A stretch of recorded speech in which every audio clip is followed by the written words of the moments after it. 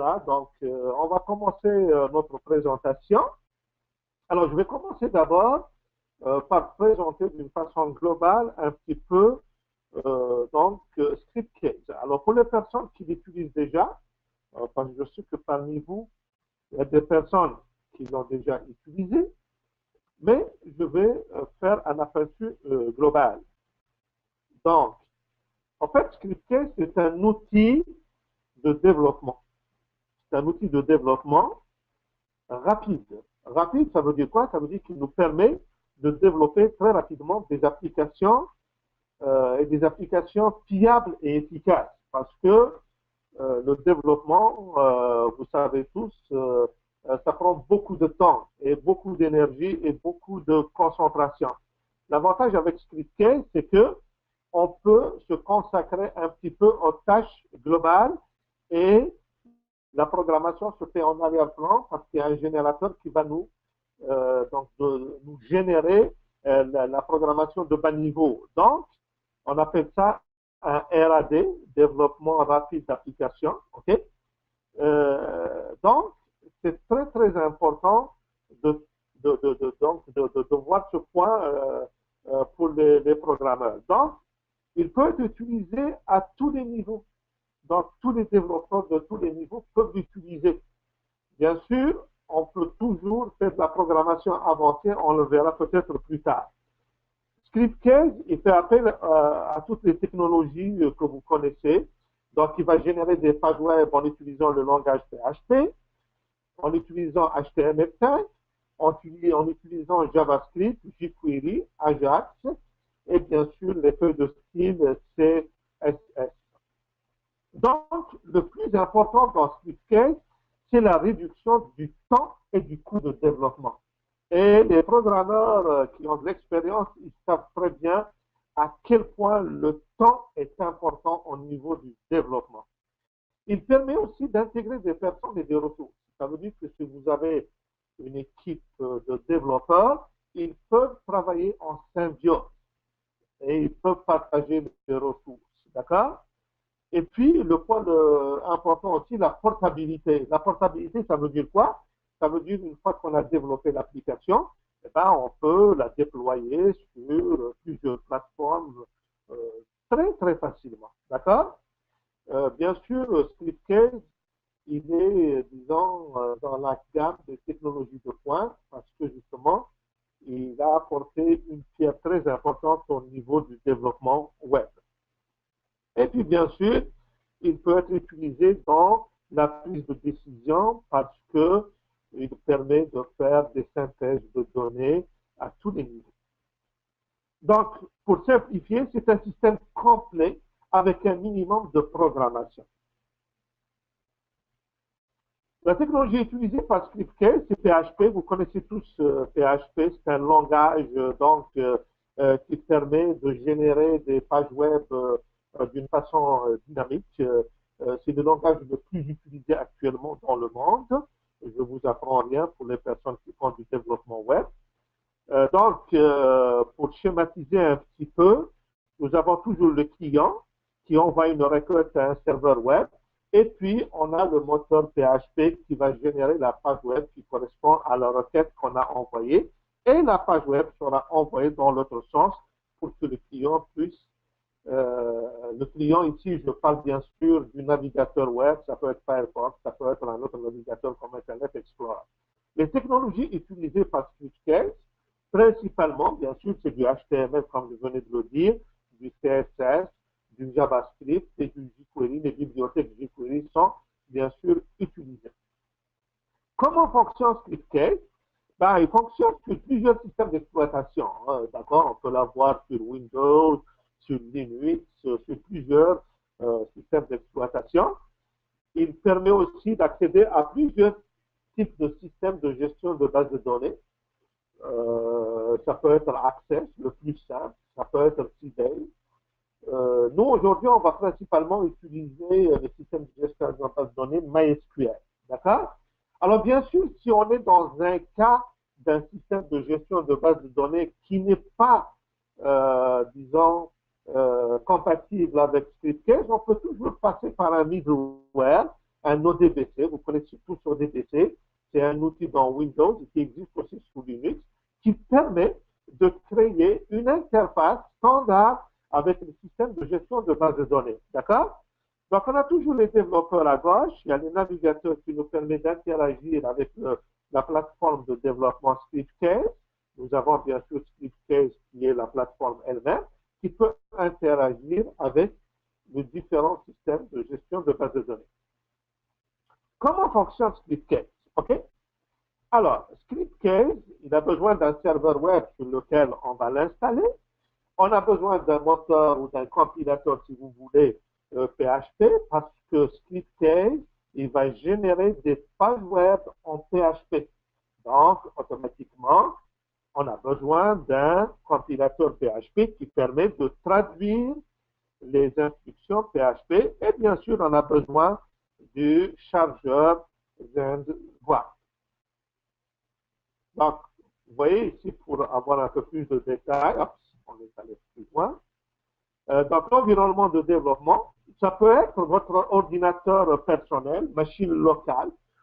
Donc, vous n'avez pas besoin spécifiquement d'avoir un réseau. Ça peut être aussi un réseau local ou un serveur en ligne. D'accord? Donc, les bases de données, comme je viens de le dire, on peut utiliser plusieurs systèmes de gestion de bases de données. L'environnement de production, donc, on peut faire un déploiement. On va voir plus tard que dans ScriptCase, il y a des options qui permettent de générer des versions à déployer sur un ou plusieurs serveurs. Donc là, vous voyez un exemple d'environnement ScriptCase. OK? Donc, vous avez dans la première ligne, vous avez une machine en réseau local. D'accord? On peut tout faire en local. D'accord? Donc, on a ScriptCase, on a le gestionnaire de base de données et la production, ça peut être sur la même machine. D'accord? Ou bien, ça peut être aussi sur une machine locale ou un réseau local. On a juste la partie développement et puis la production peut se faire sur une autre machine. De la même façon, on peut avoir ScriptCase sur une machine locale et puis on peut avoir les bases de données et la production sur un serveur ERD. Et enfin, on peut avoir disons, la configuration où tout est sur une machine en ligne. D'accord? En ce moment, moi, j'utilise mon propre serveur sur mon réseau local. Donc, que ce soit ScriptCase, que ce soit le système de gestion de base de données ou la production se fait sur le même serveur en réseau local. Alors, donc là, je vous donne un petit peu, une fois que ScriptCase est installé, comment il est utilisé. Alors, bien sûr, il ne faut pas oublier que l'accès à ScriptCase se fait à travers un navigateur. Donc, ce n'est pas une application qu'on installe, ce n'est pas un exécutable, c'est tout simplement un site web. Alors, en général, pour y accéder, si on est dans une machine locale, donc, dans le curseur, on va utiliser l'adresse par défaut de la machine locale, l'adresse IP 127.0.0.1, mais ScriptCase, en général, il écoute sur le port 88. Donc, c'est pour ça qu'on a rajouté 2.88/ScriptCase. Si maintenant on est en réseau local, donc ScriptCase il est installé sur une autre machine, dans ce cas, on va mettre l'adresse IP de la machine du réseau local, dans notre exemple ici, 192.168.254.104. On rajoute toujours les 2.88 pour utiliser le bon port sur lequel écoute ScriptCase. Si on est dans une machine, un serveur en ligne, dans ce cas, on va tout simplement mettre l'adresse DNS du serveur en ligne. Alors, je vais passer un petit peu rapidement. Ça, c'est le système qu'on va utiliser plus tard. Alors, je reviens maintenant. Là, je vous ai fait une présentation de ScriptCase. Là, je vais aller droit au but. Je vais aller dans ScriptCase. Alors, j'ai installé bien sûr ScriptCase sur ma machine locale.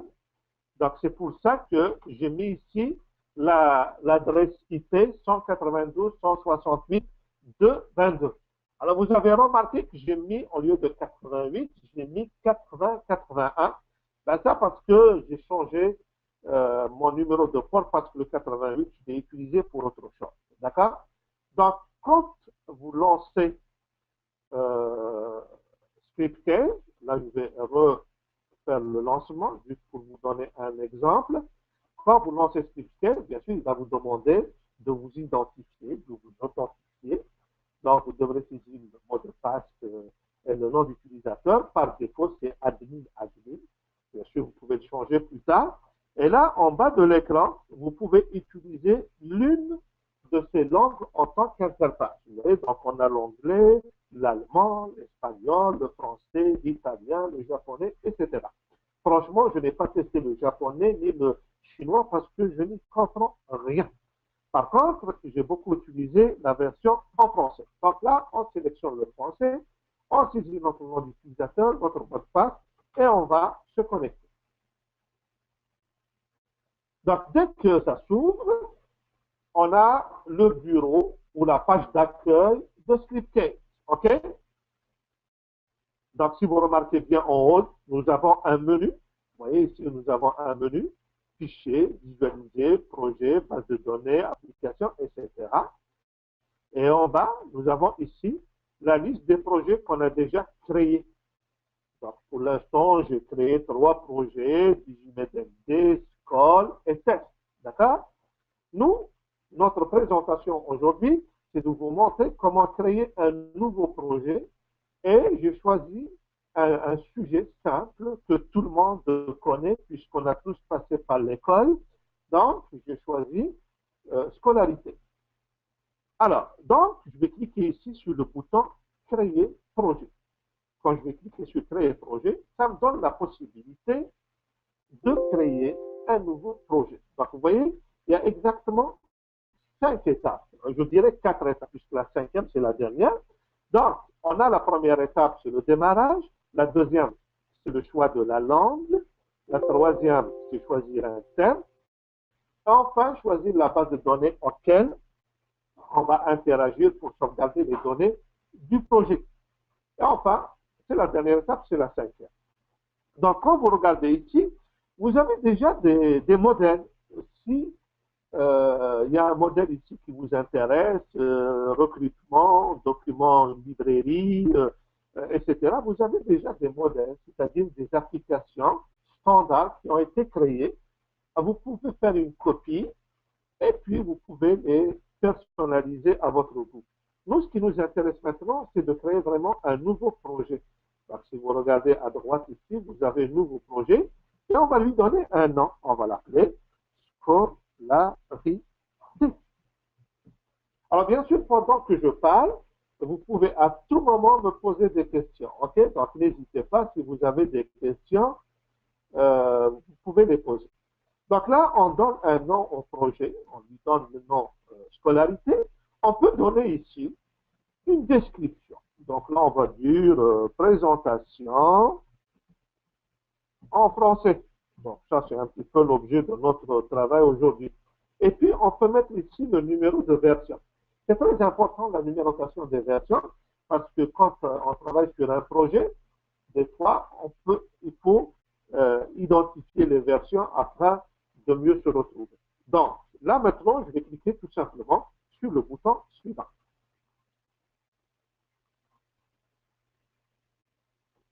Voilà.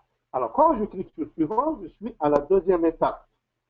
Dans cette étape, je dois tout simplement choisir les différentes langues que l'interface ou la présentation de mon projet va utiliser. Par défaut, pour l'instant, c'est le français. OK?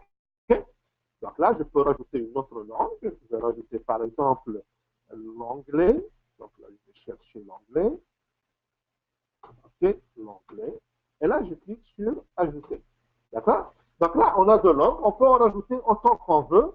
Vous allez voir plus tard que, bien sûr, il faut créer un dictionnaire pour les deux langues. Parce que le système ne va pas faire automatiquement la traduction.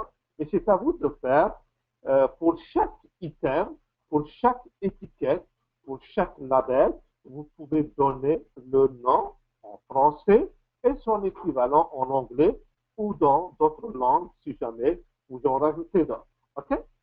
Là maintenant, on va cliquer sur le suivant. On va se retrouver dans la troisième, et ça, c'est le choix d'un thème. Donc, euh, toutes les applications qu'on créera plus tard dans le projet vont être affichées en utilisant les paramètres d'un thème. Par défaut, ici, vous voyez, le thème qui est choisi par défaut, c'est SC8 Blue Wood par défaut. Ce qui veut dire que toutes vos applications vont avoir l'aspect de l'écran que vous voyez ici à droite. Si je choisis un autre, je choisis par exemple Cyprine, vous allez voir que le modèle sera un peu différent. Voilà, vous voyez maintenant, on a chargé, disons, l'aperçu du nouveau modèle. OK? Donc, c'est à vous de choisir. Alors, ce qui est intéressant, c'est que si aucun de ces modèles ne vous inspire, vous pouvez créer vos propres modèles. OK? Donc, vous avez la possibilité de créer vos propres modèles. Pour l'instant, je vais garder le modèle par défaut parce que c'est celui que j'utilise souvent. D'accord? Donc là, je vais cliquer sur suivant.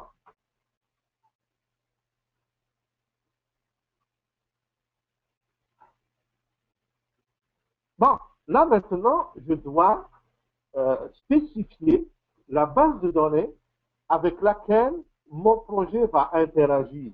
Donc, la base de données dans laquelle mon application ou mon projet va sauvegarder les données, la base de données à partir de laquelle il va extraire les données pour éventuellement les afficher. Alors, c'est très important.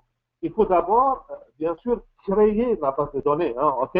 On n'est pas dans un dilemme. En général, quand on crée un projet, il y a toujours la partie données. Donc, il faut créer la base de données en suivant les différentes étapes que vous connaissez certainement, au niveau de la collecte des données, au niveau de du modèle conceptuel, au niveau du modèle physique, etc. Donc, vous devrez créer d'abord la base de données. Et en général, c'est après qu'on va créer les projets et les applications qui vont interagir avec cette base de données. Donc, comme je vous l'ai montré tantôt, vous pouvez spécifier le type de système de gestion de base de données que vous utilisez. Donc, ça peut être MySQL, Oracle, SQL Server, etc. Dans notre cas, on utilise MySQL. Bien sûr, j'ai déjà préparé la base de données à laquelle on voudrait bien se connecter, parce qu'on n'aura pas le temps de créer la base de données pendant cette présentation. Donc, là, je donne un nom à ma connexion. Par défaut, elle s'appelle CONN-MySQL, mais je peux lui changer de nom. OK? Je choisis le pilote que je vais utiliser pour interagir avec la base de données. On va revenir plus tard sur la différence entre MySQL vidéo, MySQL transactionnel et MySQL non transactionnel. OK? Certainement, parmi vous, il y a des personnes qui connaissent la différence entre ces trois pilotes. Là, maintenant, je vais mettre l'adresse IP de mon serveur de base de données. Alors, si je suis dans la même machine locale, donc je peux laisser 127.0.0.1 étant l'adresse IP par défaut de machine locale. Si par contre ma base de données elle est sur un autre serveur, un serveur à distance, je dois mettre l'adresse IP exacte de mon serveur. Puis, on a le numéro de port. Pourquoi? Parce que le serveur, le système de gestion de base de données sur n'importe quel serveur, par défaut, il écoute sur le port 3306. Bien sûr, ce numéro de port, on peut le changer, on peut le personnaliser à condition de le faire d'abord sur le serveur de base de données. Puis, on va bien sûr saisir ici le mot de passe.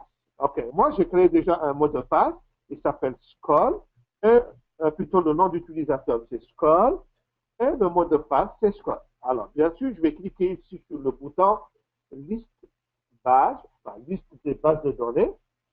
Quand je vais cliquer sur ce bouton, cette interface va appeler le système de gestion de base de données MySQL et il va recevoir la liste de toutes les bases de données qui sont sur le serveur. Vous voyez ici, j'ai plusieurs bases de données. Moi, celle que je vais utiliser, c'est la base de données scolarité. Donc, je récapitule. Au niveau de la quatrième étape, ce que je viens de faire, c'est que j'ai établi, j'ai configuré les paramètres de connexion à ma base de données. C'est une étape très importante. D'accord? Donc, si la connexion s'est faite, on peut toujours faire un petit test. On clique ici sur le bouton test de connexion. Et là, si vous regardez un peu plus bas, donc je vais scroller vite comme ça, la connexion se fait avec succès. Donc là, on vient de faire la première, la deuxième, la troisième et la quatrième étape et tout fonctionne bien. Là maintenant, je vais cliquer sur le bouton créer.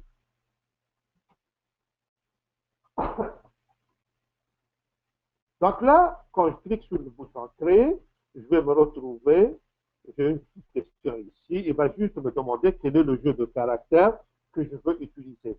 Ça, c'est très important. Pourquoi?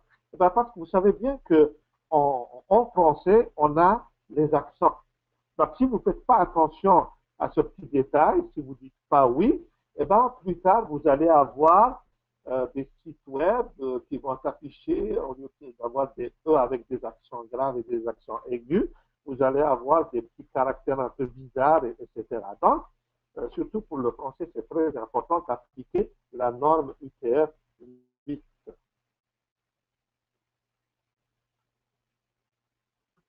Là, maintenant, la base de données, plutôt, excusez-moi, le projet est créé.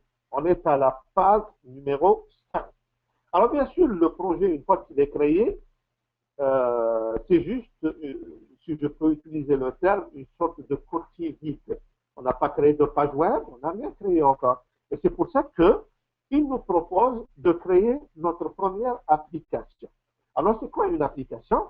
En réalité, une application, ça peut se résumer à une page web qui est destinée à une tâche bien déterminée. Donc, un projet, par définition, il peut être composé de plusieurs applications. Ou bien, on peut aussi dire que le projet est composé de plusieurs pages web. Alors, bien sûr, toutes ces pages web-là sont interreliées par des liens. Parce qu'on ne peut pas afficher toutes les pages web d'un seul coup. Il faudrait faire une sorte de cheminement logique qui permet d'aider l'utilisateur final à se retrouver parmi toutes les applications ou, si vous voulez, parmi toutes les pages. Donc là, je vais cliquer sur le bouton créer la première application.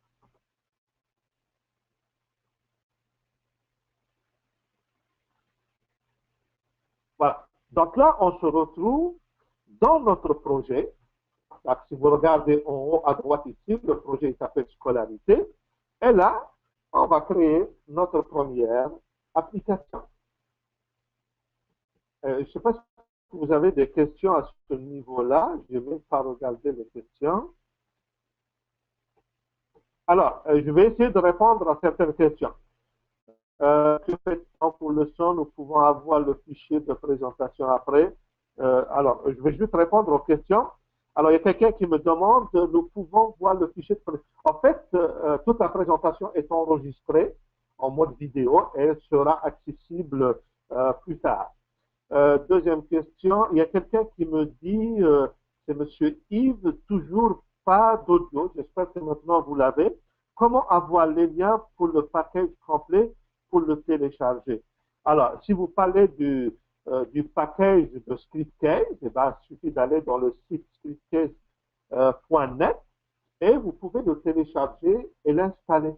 L'installation de Scriptcase, selon le système d'exploitation, peut se faire de différentes manières. Elle peut se faire manuellement ou automatiquement. Manuellement, ça veut dire quoi? Ben, ça veut dire tout simplement, vous allez télécharger un fichier zippé que vous allez dézipper et vous allez tout simplement le copier dans un site web, ok? Dans un site web. Et là, après, l'application va automatiquement s'exécuter. Par contre, si vous voulez l'installer automatiquement, eh bien, il y a un exécutable que vous devrez exécuter, que ce soit sous un environnement Linux, que ce soit sous Windows. Alors, bien entendu, une fois que vous avez installé, Scriptcase, vous aurez besoin d'une clé d'activation. Et cette clé d'activation, vous devrez l'avoir via le site de Scriptcase. Alors, comment on voit les liens pour... OK, pas de sang. Alors, Monsieur Ludovic, est-ce que vous n'avez toujours pas de sang? Répondez-moi si vous n'avez toujours pas de sang, parce que les autres, apparemment, ils ont le sang. Application qui peut marcher sur Android. Alors, très, très, très important. L'application ou bien le système ScriptCase, OK, va s'installer sur un serveur web. Donc, Android, c'est un système d'exploitation, d'accord? Et c'est un système d'exploitation qui est basé sur Linux, OK? Donc, ce qu'il fallait démontrer, donc, vous pouvez éventuellement l'installer sur un serveur qui est installé sur un environnement Android, ça fait exactement la même chose, OK? Est-ce qu'il y a d'autres questions? Application peut marcher sur... Donc, je répète encore, l'application ScriptCase, c'est comme un site web. Vous l'installez sur un serveur et puis après, vous interagissez avec le serveur pour créer d'autres applications. Alors, j'espère avoir répondu à toutes les questions. Si vous en avez d'autres, allez-y, vous pouvez les envoyer. Mais je m'inquiète un petit peu pour les personnes qui me disent pas de sang.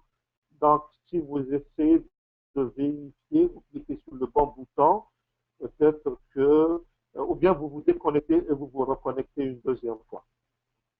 Alors, je vais continuer. Donc, là, on est au niveau de la création d'applications. D'accord? Alors, vous voyez bien ici, sur la gauche de votre écran, vous avez type d'application. Parce qu'en effet, avec ScriptCase, on peut créer plusieurs types d'applications. Ou bien, si vous voulez, plusieurs types de pages web. La première, ce sont les rapports. OK? Les rapports sont en quelque sorte des tableaux ou des grilles. On peut appeler ça des grilles. On peut créer des graphiques. On peut créer aussi des formulaires. On peut créer des contrôles. On peut créer des applications pour faire la recherche. Donc, vous voyez ici, à chaque fois que je clique, vous allez voir un aperçu à droite. OK? Ça, c'est des formulaires. Ça, c'est des contrôles. C'est à vous de décider. Ça, c'est pour la recherche. Vous voulez rechercher un texte, un mot. Ça, c'est des menus. Alors, les menus, c'est très important. J'ai dit tantôt que si vous créez plusieurs pages web, bah, vous ne pouvez pas les balancer un peu n'importe comment. Il faut créer des menus pour que l'utilisateur final puisse naviguer correctement à travers toutes les pages web. Et on peut avoir aussi un menu arborescent, donc comme l'image le montre ici. Vous pouvez créer une application sous forme d'onglet, ok, des rapports PDF. Vous pouvez créer des tableaux de bord. En anglais, on dit dashboard. Donc, des tableaux de bord. Un tableau de bord, c'est très utile pour afficher des informations de synthèse de toute l'application ou de tout le projet, si vous voulez. Vous avez aussi des formulaires vierges. Ça veut dire que c'est un formulaire vide. En fait, là, c'est à vous de tout faire. D'accord? Donc, c'est en quelque sorte une page blanche. Et c'est à vous de la remplir, cette page blanche. Et là, c'est sûr que ça va vous demander beaucoup plus de travail au niveau de la programmation. Et enfin, vous avez des applications de type calendrier. Ça peut être très utile pour créer un agenda, pour prendre des rendez-vous, etc. Donc, vous voyez un petit peu, on a toutes ces applications. Alors, je vais juste, il y a quelques questions qui viennent d'arriver. Peut-on créer des pages en mode... Oui, oui. Alors, bien sûr, on peut créer des pages en mode what you see is what you get, en utilisant ce qu'on appelle des modèles. On va en parler un peu plus tard, si on a un peu de temps. OK? Donc là, pour commencer, je vais créer ma première application, ou si vous voulez, ma première page web. Je vais choisir dans un premier temps une page de type formulaire, ou si vous voulez, une application de type formulaire. Alors, formulaire, ça veut dire quoi? Ben, ça veut dire tout simplement que c'est une page web dans laquelle je peux saisir des données que je pourrais enregistrer dans ma base de données. Alors, si vous regardez ici, on a plusieurs types de formulaires. On a des formulaires avec ligne unique, ligne multiple rapport éditable et vue rapport éditable. Pour l'instant, je vais choisir ligne unique. Alors, quand on dit ligne unique, ça veut dire quoi? Ça veut dire tout simplement que dans le formulaire, je vais avoir un seul enregistrement à la fois. D'accord? Si par exemple, je prends le cas de notre base de données scolarité, dans la base de données scolarité, j'ai créé une table qui s'appelle élève. Cette table-là, elle est composée des champs nom élève, son prénom, sa date de naissance, etc. Donc, si je choisis ligne unique, ça veut dire quoi? Ça veut dire que sur mon formulaire, sur ma page web, je vais voir un seul élève à la fois. Alors, on va continuer. Là, maintenant, je vais choisir ma connexion. C'est la connexion que j'ai créée tantôt. Donc, c'est CONN MySQL. Et là, automatiquement, quand je choisis connexion, le système va se connecter automatiquement à ma base de données. Et ici, il va m'afficher la liste de toutes les tables de ma base de données. Donc, vous voyez à quel point c'est rapide, d'accord? Donc là, je vais choisir dans un premier temps élève. Donc, quand je choisis élève, ça veut dire que le formulaire va tout simplement m'afficher un élève à la fois. Le nom du formulaire, il est généré automatiquement, forme, souligné, élève. On peut garder ça, d'accord? Et puis, là, on peut choisir, si vous voulez, la langue par défaut, ok? Ça peut être l'anglais ou le français. Pour l'instant, je vais garder le français, d'accord? Donc là, qu'est-ce que je viens de faire? Je viens tout simplement de créer un nouveau formulaire avec une ligne ou un enregistrement unique connecté sur ma connexion que je viens de créer et qui interagit avec la table LR. Là maintenant, je vais cliquer en bas sur créer et retourner.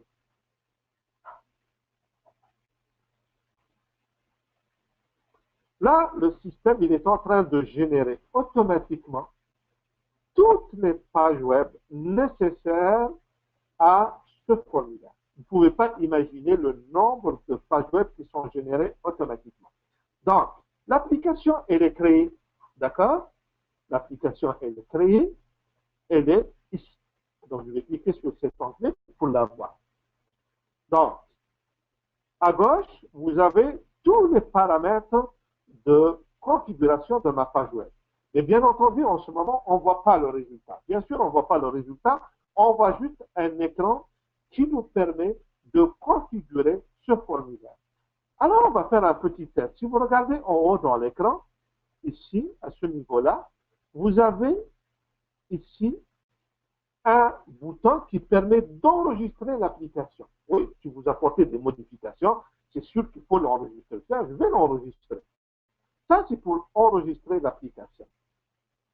Alors, j'attends. Le deuxième bouton ici, avec les petits trous dentés, c'est pour générer le code source. Ça veut dire que quand je clique sur ce bouton-là, ScriptCase, en fonction de toutes les données que j'ai spécifiées, il va générer le ou les pages web en PHP. On va le faire. Ouais, donc là, je vais cliquer et ScriptCase va générer le code PHP. Donc, vous voyez ici, il est en train de générer.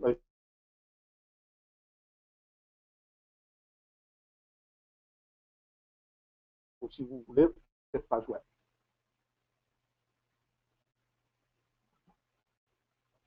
Alors là, je dis un petit peu des questions. Il y a une autre question. Les pages sont-elles responsive design? Qu'est-ce que vous voulez dire par responsive design, monsieur Michel? Juste pour, je veux juste plus de détails. Qu'est-ce que vous voulez dire par responsive design? Et puis je vais vous répondre après. Alors, donc là, je viens de terminer. Donc, vous voyez ici, je viens de générer le code. Il me donne le temps écoulé, etc. Il n'y a pas d'erreur, donc c'est correct. Maintenant, je reviens toujours dans ma page web et je voudrais bien voir cette page web, comment elle va s'afficher dans un curseur. Pour cela, je vais cliquer sur mon troisième bouton. Vous voyez ici, le troisième bouton, ça va exécuter l'application. En d'autres termes, le code PHP qui est généré va être exécuté et le résultat va s'afficher dans une nouvelle fenêtre de mon curseur. Et là, vous allez voir le résultat. Vous voyez ici, là, cette page web-là affiche un seul enregistrement à la fois. C'est l'enregistrement qui affiche un élève à la fois. Si je clique sur le bouton ajouter par exemple, vous voyez là, il va m'afficher le même formulaire vide. Là, je vais mettre le nom d'une personne, je vais l'appeler Daniel, et là, je vais mettre sa date de naissance. Vous voyez ici, les champs ne sont pas bien organisés, mais on va changer ça, d'accord? Parce que là, il les affiche dans l'ordre par défaut. Le prénom, on va l'appeler Georges. OK. Le téléphone, c'est 1111. On peut mettre l'adresse, etc. Et puis la ville où il habite. Vous voyez si c'est des numéros, mais ça, on va le régler après. Donc là, voilà. Donc là, on vient de créer un nouvel élève. Je reviens dans mon script case parce que le formulaire, il est fait très rapidement, mais il ne répond pas à toutes mes exigences. Hein. C'est ce qu'on va faire dans un moment. Je vais juste voir s'il y a d'autres questions. Alors, les pages, OK, qu'elle s'adapte au type d'appareil sur lequel on affiche. Oui, absolument. Oui, maintenant je comprends la question de monsieur. En fait, vous allez voir dans la configuration qui suit que l'affichage des, des applications quand elles s'exécutent, elles sont configurées selon le type de la cible. D'accord? Donc là, je reviens ici dans, on va prendre toutes les options à gauche. Le type de formulaire, ça c'est une question qu'on a réglée tantôt, on a choisi enregistrement unique. Ok, tantôt c'était écrit ligne unique, mais en réalité c'est enregistrement unique. Si je vais aller dans configuration ici, ok, donc là, ça me donne un petit peu la configuration globale de mon formulaire. On ne va pas modifier ces configurations-là pour l'instant parce qu'on n'a pas beaucoup de temps dans notre présentation. Par contre, on va tout simplement aller dans les configurations les plus intéressantes, les plus utiles. Donc, je vais passer à modifier les champs. Okay? Donc là, ce que vous voyez ici, c'est les champs qui sont affichés dans notre page web. On a d'abord l'ID élève, qui est une clé d'ailleurs. Hein? C'est une clé primaire de la table élève. On a le nom, et là, vous voyez, c'est la date de naissance qui vient après. Nous, on voudrait que ce soit le prénom. Donc, juste avec un déplacé, je vais déplacer celle-là, vous voyez, vous allez voir. Hop, vous voyez, et voilà, hop, je suis allé un peu trop haut. Voilà. Donc, je viens de déplacer le prénom pour qu'il s'affiche juste après le nom. C'est plus logique. On ne peut pas avoir le nom, date de naissance et puis prénom. D'accord? Puis, après la date de naissance, on a le téléphone, on a l'adresse et on a l'adresse, on a la ville et on a la classe. D'accord? Donc, ça, l'ordre, il est correct. D'accord? L'ordre, il est correct. Mais, si vous vous rappelez bien, dans ville, il a affiché le nom de le numéro de la ville. En fait, il a affiché l'ID de la ville, puisque dans ma base de données, j'ai une table des villes. Et ça, moi, le numéro de ville, ça n'a pas de sens. C'est pour ça qu'on va changer maintenant les propriétés de ce champ-là. Pour changer les propriétés de ces champs-là, on a deux façons. Soit on double-clique sur le nom du champ, ou bien on va aller ici et on va double-cliquer ici dans vite.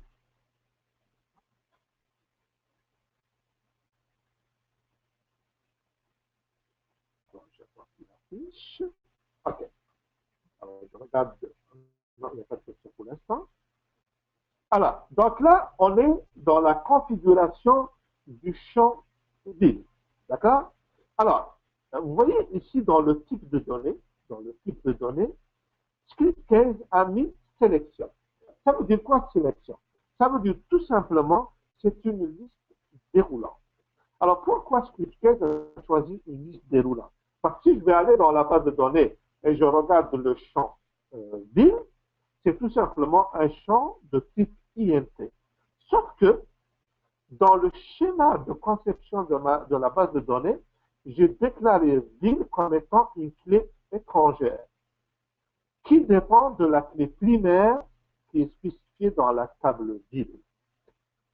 Donc, c'est pour ça que Scriptcase a anticipé et il a choisi de me faire une liste déroulante. Par contre, si je vais un peu plus bas et je vais aller dans paramètres de lookup, le système Scriptcase a généré une requête SQL. Il a généré une requête SQL sur la table vide. Là, cette requête-là, elle a été générée, merci beaucoup Scriptcase, mais on va la modifier. On va la modifier parce que, en fait, au lieu de ramener l'ID de la ville, on va ramener le nom de la ville. Alors, soit on va taper la requête SQL, soit on va la créer automatiquement. Donc là, on va cliquer sur le bouton créer. Et là, j'ai ici la liste de toutes mes tables et je vais aller dans la table classe. Donc là, il me dit le champ c'est ID class, exactement. Et là, si vous remarquez ici, non, excusez-moi, c'est ville. Pourquoi je dis classe? OK, c'est ville. Et là, si vous regardez bien, on a l'ID ville et le nom de la ville. Moi, ce qui m'intéresse, c'est le nom de la ville. Vous voyez, donc ici, la requête SQL, je vais un petit peu modifier. Au lieu que ce soit select ID ville, virgule ID ville, c'est select ID ville, virgule ville call. Ville call, en quelque sorte, c'est le nom de la ville. Regardez maintenant, je vais réexécuter mon application en cliquant sur le bouton exécuter. Et là, on va revenir ici et vous allez voir que la liste déroulante va changer. Alors, on a attendu parce qu'il va se réfléchir. Vous voyez, là maintenant, si je clique un nouveau élève, OK, là, vous voyez, ici, j'ai la liste des villes.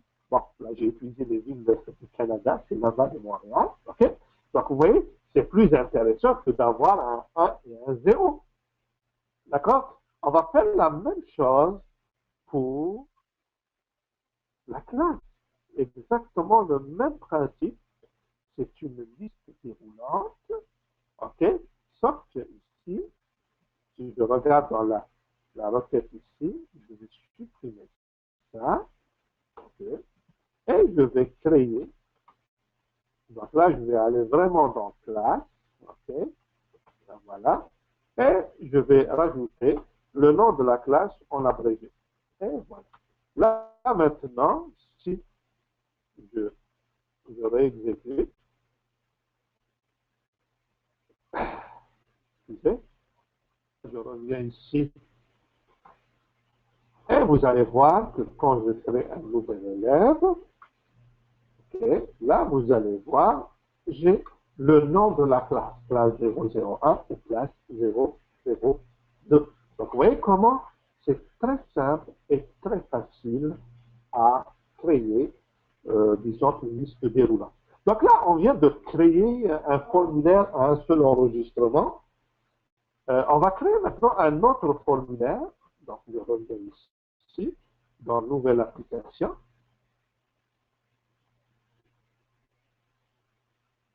Et on va créer un formulaire menu. Vous allez comprendre parce que le menu, ce sera le formulaire qui va me permettre de choisir les autres pages web ou les autres applications. D'accord?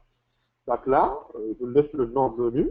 Je vais faire créer. Vous voyez ici dans le menu, quand je choisis de créer une application menu, il ne va pas me demander quel lien de la base de données puisque le menu, c'est juste un outil qui me permet de naviguer correctement à travers toutes les applications ou à travers toutes les pages web. Donc, vous voyez, ici, par défaut, je n'ai aucune option de menu. Là, je vais cliquer sur ce bouton-là et je vais rajouter un item et je vais l'appeler, cet item-là, je vais changer son nom, je vais l'appeler élève. Oups. Élève. Vous voyez? Oups. Donc ça, c'est l'item ou le nom qu'on va voir dans le menu. Je vais aller dans le lien et là, je vais dire quand je clique sur élève, qu'est-ce qui doit se passer? Eh bien, quand je clique sur élève, je veux afficher l'application, si vous préférez la page, forme élève que je viens juste de créer. Donc là, je viens de créer un menu. Je vais l'enregistrer et je vais l'exécuter. Donc, je vais cliquer sur ce bouton-là. Automatiquement, l'application va être enregistrée et le code source sera généré et le menu va s'afficher ici. Donc, vous voyez maintenant l'application, comment elle va se retrouver. Et voilà, donc l'application menu, elle m'affiche ici une option LR. Si je clique sur LR, vous allez voir le formulaire, ou si vous voulez la page web LR s'affiche. Tiens, on va rajouter un autre formulaire. On va rajouter un autre formulaire très rapidement. Donc, on va cliquer sur ce bouton, nouvelle application. Et cette fois-ci, on va créer un formulaire. Okay. On va mettre ici, on va mettre ligne multiple. On va changer un peu. Et on va utiliser la table classe. Et voilà. Là, je crée et je retrouve. Donc là, je viens de créer un formulaire qui me permet de saisir et de modifier éventuellement la liste de mes classes. Alors, n'hésitez pas si vous avez des questions. Moi, de temps en temps, je jette un coup d'œil sur les questions s'il y a des questions qui arrivent. Et là, je reviens dans mon menu. Vous voyez ici dans l'application menu. Okay. Et je vais rajouter une autre option. Okay. Okay. Et là, je vais l'appeler classe. Et là, je vais dire, quand je clique sur classe, le système doit m'afficher le formulaire que je viens juste de créer. Okay. Parfait. Là, maintenant, je vais compiler classe. OK. Parce que je viens juste de le créer. Il faut le compiler. Quand on dit compiler, ça veut dire qu'il va, en quelque sorte, générer le code source. C'est ça. Peut-être que le mot compiler, ce n'est pas le bon. C'est générer. OK. Et là, je vais réexécuter le menu. Et vous allez voir que dans l'application menu, je vais avoir maintenant deux options. L'une pour élève et l'autre pour classe. Et donc là, si je clique sur classe, on a ici la liste des classes. Vous vous rappelez, on avait la liste des classes C01, C02, C03. On peut en rajouter, on peut sur rajouter, on peut. Vous avez remarqué ici que le formulaire affiche plusieurs lignes à la fois. OK? Et je peux modifier, si je veux, les valeurs de certains champs. Donc, vous voyez ici, j'ai un menu avec deux items. Soit elle m'affiche élève, soit elle m'affiche classe. C'est bon? Est-ce qu'il y a des questions? Pas de questions. Alors là, on va arriver vers la fin de notre présentation. Je vais créer une dernière application. D'accord? Ça sera un rapport. Alors, un rapport en général, c'est une application ou c'est une page web qui permet d'extraire des données à partir de la base de données et de les afficher. De les afficher et éventuellement de les transformer ou de les afficher au format PDF, etc. D'accord? Donc là, je vais aller dans ma base de données. Et là, si vous avez remarqué, dans ma base de données, j'ai plusieurs tables. Il y a la table absence, classe module enseignant, élève, enseignant, module, note, vide. Bien sûr, on n'a pas le temps de faire des formulaires, de faire l'application en entier. Par contre, j'ai créé une vue qui s'appelle note élève. OK? Donc, cette table-là, ou ce formulaire, ou cette vue-là plutôt, permet de m'afficher les notes des élèves. Donc, si je choisis celle-là, d'accord? Voilà. Donc, là maintenant, on va créer et retourner.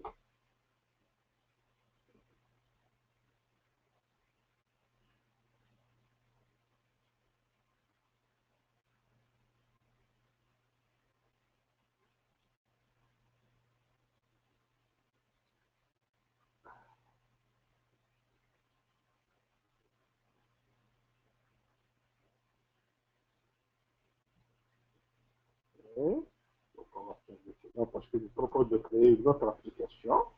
Et moi, je dis que pour l'instant, c'est correct. J'ai mon grid ici. Okay? Donc, vous voyez ici, on a un rapport. Dans ce rapport-là, on a la liste des élèves. D'accord? Donc là, on va la rajouter. On va rajouter ici, dans le menu, on va rajouter une option qui permet d'afficher ce rapport. On va l'appeler liste. Et là, on va cliquer ici dans le lien. Et on va choisir celui qu'on vient juste de créer, grid LS. Et là, on va exécuter. On va d'abord générer grid notre élève parce qu'on n'a pas encore généré. On a juste créé l'application et on n'a pas généré le code PHP. De temps en temps, il ne faut pas oublier de régénérer pour être sûr d'avoir la dernière version.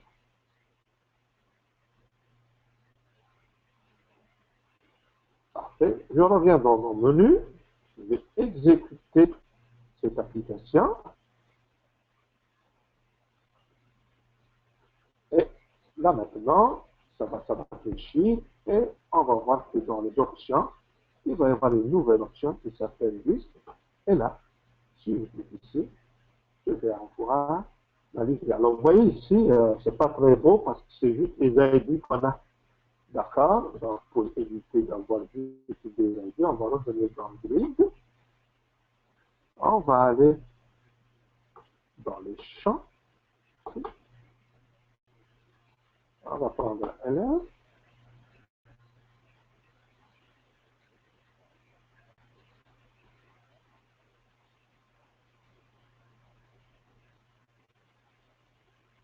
Donc là, qu'est-ce qu'on va faire?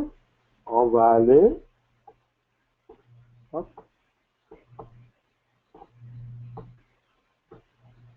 je vais scroller un peu plus bas.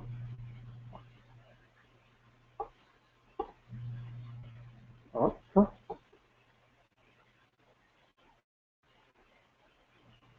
Et on va choisir ici le fameux select pour qu'il aille aller chercher.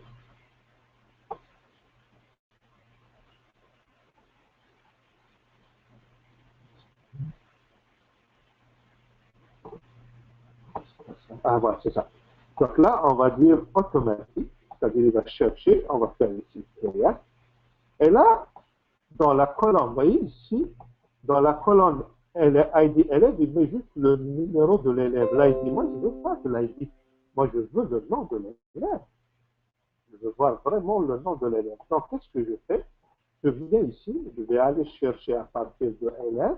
Je cherche quoi? Je cherche le nom. Je cherche le prénom de l'élève. Donc, vous voyez ici, je vais avoir le nom et le prénom de l'élève. Si maintenant je vais régénérer mon source, vous voyez, je viens de régénérer, puis je reviens ici, je vais juste refaire, réfléchir les données.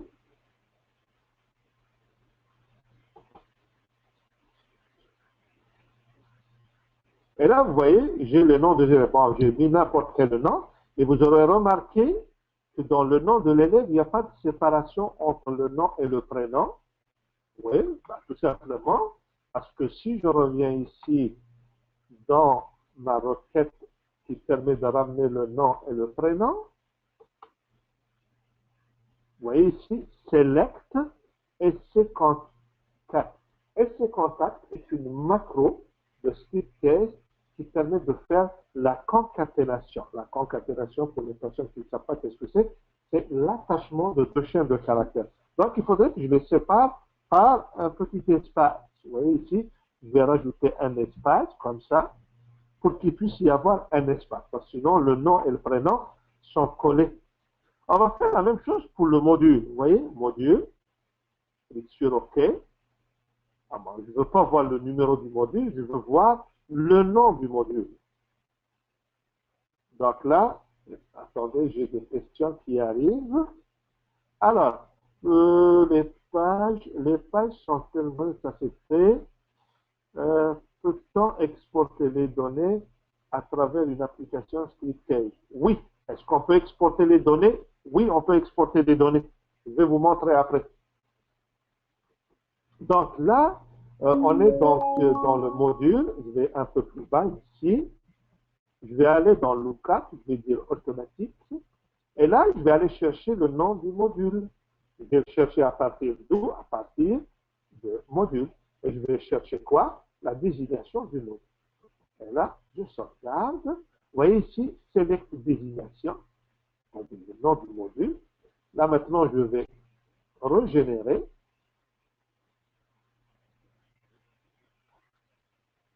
Je reviens dans le menu. Et je vais cliquer ici pour régénérer la fiche. On attend qu'il n'a pas terminé.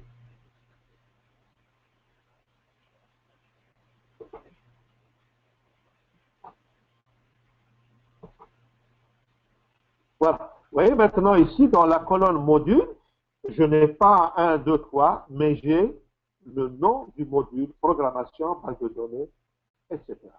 Donc, vous voyez un petit peu comment se présente ScriptCase. D'accord? Donc, ScriptCase, c'est un outil vraiment euh, très rapide au niveau du développement. Ce que je viens de faire en l'espace d'une heure, si vous voulez le réaliser en faisant de la programmation PHP, ça vous demandera plusieurs heures de travail.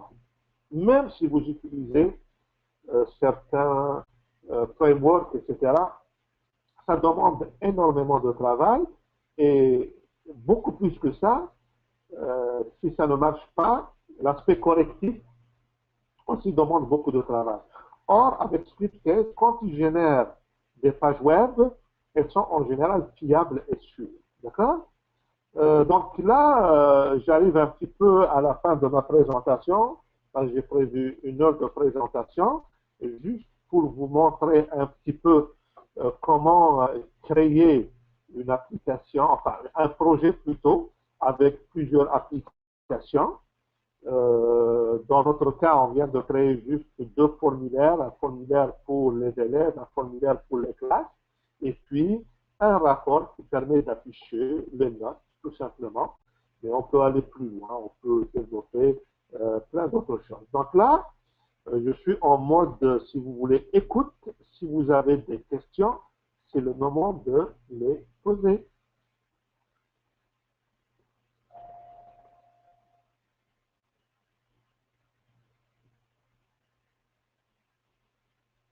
Est-ce qu'il y a des questions?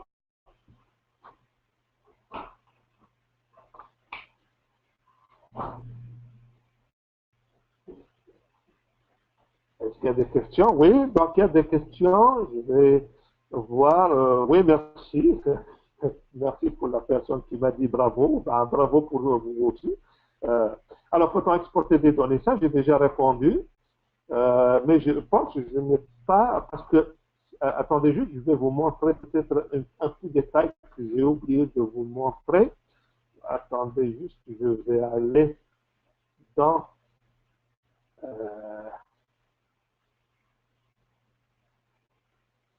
si je reviens un petit peu dans ScriptCase, si je reviens dans le formulaire, parce que je ne vous ai pas tout montré parce qu'on n'a pas beaucoup de temps, si je vais aller dans la barre d'outils, ok, alors, j'attends un petit peu que ça s'affiche, et puis, si je reviens, il y a quelqu'un qui m'a posé la question sur le desktop. Vous voyez ici, dans l'onglet desktop, ça c'est pour configurer l'aspect visuel de la page web pour desktop. Si par contre vous utilisez un mobile, ça peut être une tablette, etc., vous allez utiliser ça pour configurer l'aspect visuel, ok? Parce que ça peut être différent. L'aspect visuel peut être différent. Alors, juste, je vais vous rajouter ici certaines choses qu'on ne voit pas. Vous voyez, par exemple, ici, la langue, par défaut, on ne la voit pas dans les menus, donc je vais la rajouter. Alors, je vais la remonter un petit peu pour que ça s'affiche ici. Et puis, est-ce que j'ai d'autres projets? Voilà, vous voyez, par exemple, ici, l'exportation. Je peux rajouter ici l'exportation. Donc, si je veux exporter les données en PDF, Donc là, si je réexécute mon application, j'attends qu'il termine la programmation, enfin la génération. C'est terminé.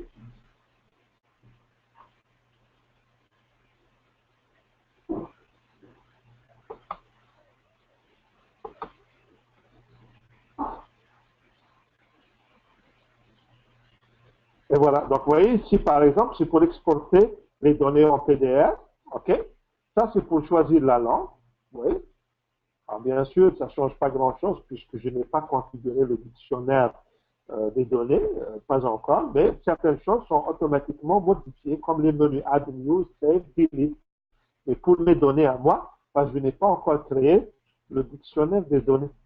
Si je reviens dans le grid, élève, grid notre élève, puis je vais aller dans la barre d'outils. Donc la barre d'outils, c'est là que je vais voir la liste de toutes les options.